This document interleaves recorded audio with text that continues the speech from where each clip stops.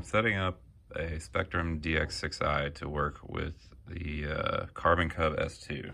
And the way I've done that is I have a friend that had a DX6i radio, and I followed the instructions from the Carbon Cub and set up the radio. And then I've also flown the plane with it a few times and verified that everything's working great. Okay, so I've got the monitor screens up here for both of them, and what I want to do is I want to match what I see on the DX6i's monitor. I want to set the DX6i up to work the same way. So the first thing that I have confusion about is the flap setting, or the auxiliary channel here. This is what this radio uses to turn the panic mode switch on. So if you like push this momentary switch, you'll see it go from like 100 to a -100 back and forth. Okay, so but just by default, like it should be in the 100 position. So I'm gonna look at my DX6i here, and I notice that my flap switch by default is set to like -100. You can see it down there at the bottoms, the aux.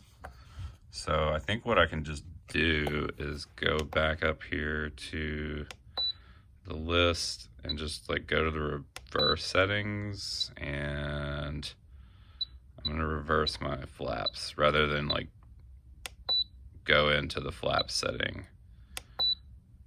I can see that it's at 100, and if I like do this, it flips down to -100. So the receiver uses the gear channel to control the flight modes that you can get, or that you can set. So the Carbon Cub's got 3. It's got the safe beginner mode, and then it's got an intermediate mode, and it's got expert mode, which turns off everything except AS3X. So to make that behavior match, I've programmed the like flight mode switch up here on the DX6i, and we'll watch and it's in safe right now. So you can see that when it's in safe mode, the signal is 100. And so when I get to intermediate mode, it's to 0. And then when I go to expert mode, it's minus 100. So to mimic that behavior over here on the DX6i, it's a little tricky because the DX6i doesn't have a 3-position switch because it's old. Okay, so I think I need to, first thing I need to do is like reverse the gear channel, I think. So I'm gonna reverse the gear channel. And so that should have the effect of, if we go back to the monitor, the default position of this switch is 0.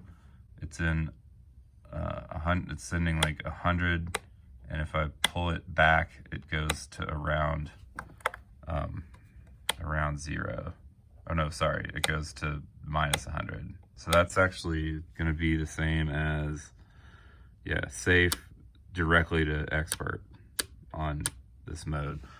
And that's cool. Like you can fly it like that. I really don't tend to use intermediate mode, but if I wanted to for some reason, the way to set that up is you have to use a mix. So what I'm doing is I'm making a gear to gear mix.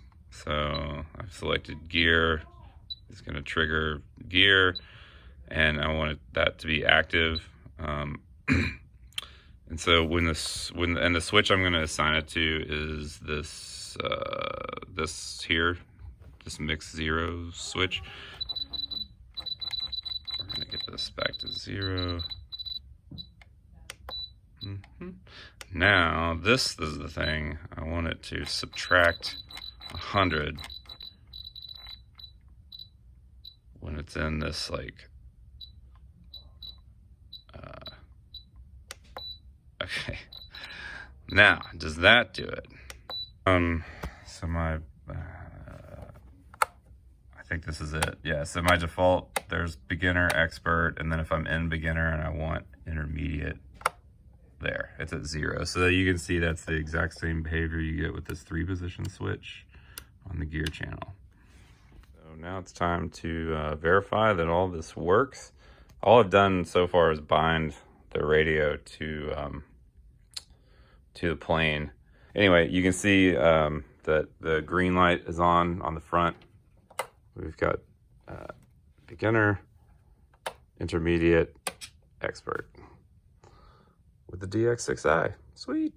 One other thing I wanted to show you here, the panic mode switch, or panic mode still works, but to do it, if you're in like expert mode, so you can see the red light there, and you want to panic, you can just toggle the flaps, and there it is.